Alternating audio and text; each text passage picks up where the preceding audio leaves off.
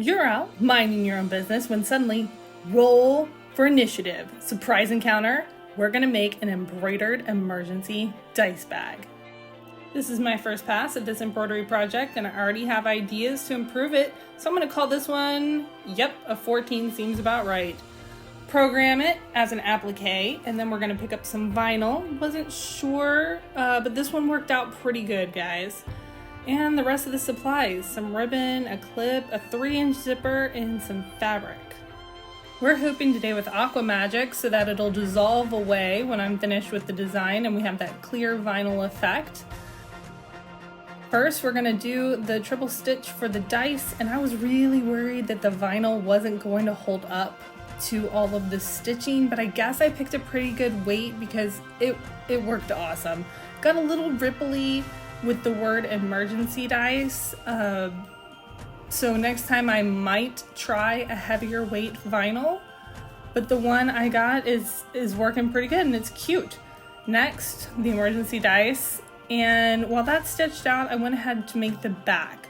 We're gonna do the easy zipper insertion, right sides together, stitch with the zipper foot, right sides together, so that you have the zipper embedded in 2 layers of the pretty fabric. Because it is clear vinyl, I want it to be pretty on both sides. Slip a little bit of grosgrain ribbon through the clip and get ready to do the applique. So I'm putting the fabric on back, pinning it and just trimming around the edge. Then I'm going to slip the grosgrain ribbon in between the 2 layers of my fabric, so it gets sewn in there really well during the satin stitch portion. There it is, ready to go.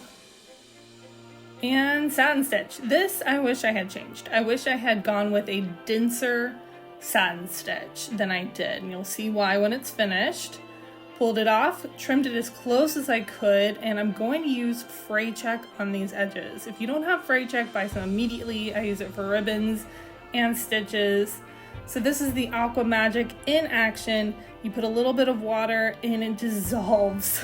It's the best. I had to wipe it away with a cloth in the end to get the vinyl completely clear, but it worked exactly like I hoped it would.